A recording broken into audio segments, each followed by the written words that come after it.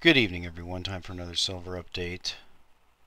This is the daily chart of silver overlaid with the Dow Jones Industrial 30 average provided by netdania.com. So let me explain this chart to you. What I'm trying to isolate here is this tremendous divergence that we have going on between paper assets and real assets. You can see that this divergence pretty much started right around the election, a little after the election, through the end of last year and all the way up until now. So we're talking 3 to 4 months that this has been going on, and you can see that this is the direction of the Dow paper assets. This is the direction of silver. Silver is trading the equivalent of 11,000 on the Dow, and the Dow is trading at the equivalent of $50 silver. So my contention is that this is probably going to break one way or the other very soon. One of these is going to have to change direction. Now, the only other example that we have of this, it's not nearly as extreme, is the example that we get from the midpoint of the run in silver, where it ran from about 1750 to 50. And you can see the pullback. That's where we had the Dow increasing, silver going down, ultimately resolved in silver turning around and breaking through the Dow price and continuing all the way to that top. So are we getting ready to set up for something similar to that? It's quite possible. Something big is setting up here. Now the other thing is the increasing volume that we have. Ignore this previous volume, that's just missing data. But you can see the rising trend line and this massive volume that we have coming in here on virtually no price movement. So that's a very unique and interesting anomaly that we have forming there as well. My guess is that we have a very large number of paper players coming in and making a stand, that the banks that are pushing down the price of silver using derivatives are unable to push it any lower than this. So we may be looking at a catastrophic battle between these two forces, and they're definitely squared off. Now let's look real quick at the year-to-date returns. Although silver has been, a lot of people are maligning it and it's been a hated asset, the sentiment's very negative. You can see for the year it's down about 4.4%, gold's down about 5.5%. Then really there's not much here of note. If you look at the currencies, everything is pretty much flat, except when you look at the crosses of the Japanese yen. So the US dollar yen is almost 12%, then the euro yen 10%, and the Australian dollar against the yen is 10% as well. The pound is not nearly as high because the pound has been getting crushed as well. So they're still crushing the yen. You can see in the action tonight that the price is again on a tear. Let's pull out to say the 30-minute. They're continuing to print money in Japan. That's where all the action is, and we have to wait and see how that's going to resolve itself. I honestly thought that we had found a top when we hit this, but they turned it around and they've taken it farther. Seems to be breaking out even farther. So the yen is being rapidly devalued. That seems to be where the paper bankster manipulators are concentrating their efforts for whatever reasons. So let's look at the main story of the night, and that's going to be trying to visualize silver and how much there is and how much money there is, and just to get an idea of what we're talking about here, how undervalued of an asset it is. So let's go to Demonocracy. I think you've probably seen these. They're covered by Zero Hedge, and these are the visuals that give you an idea of the size of debts and other things So you can see that we start out here, we've got a stack of $100 bills to give you the dimensions, and then we've got 5, 10 grams of silver, a troy ounce of silver, and then 100 and 250 grams of silver.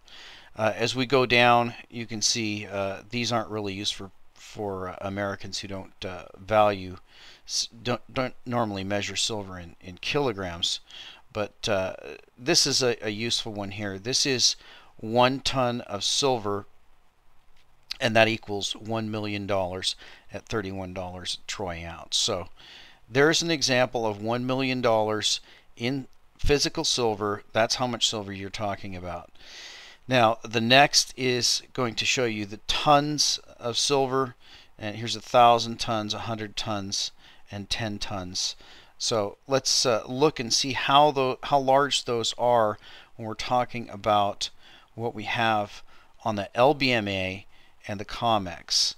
Now the other categories that we have listed here are going to be this is the reserves. In other words, these are the official holdings.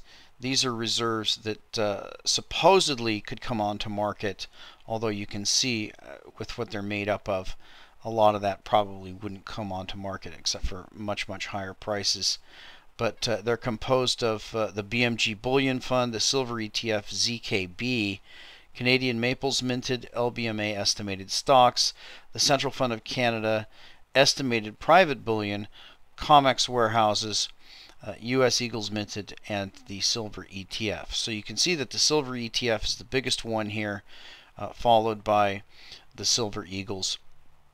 But the ones I wanted to concentrate on are the COMEX warehouse stocks and the LBMA stocks, just because those are the ones that can be delivered against investment demand.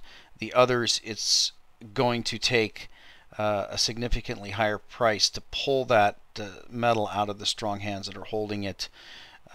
We know anecdotally from Ranting Andy and others that we're talking about a 99-to-1 buyers versus sellers for physical silver. So I think not much of that is going to come back on the market. But let's look at those amounts. Now here's the total amounts of silver mined in all of history, and the amount lost throughout history is almost as great as the amount that's still in existence. Of course, it's all still in existence. It's not lost, it's just unrecoverable due to the low price. But you can see those are about equal amounts. But let's go back and look again at the COMEX and the LBMA stock. So we're talking about 3,500 tons on the COMEX, 2,300 tons on the LBMA. So let's get an idea of how much that is. This is a handy calculator, conversion calculator for tons.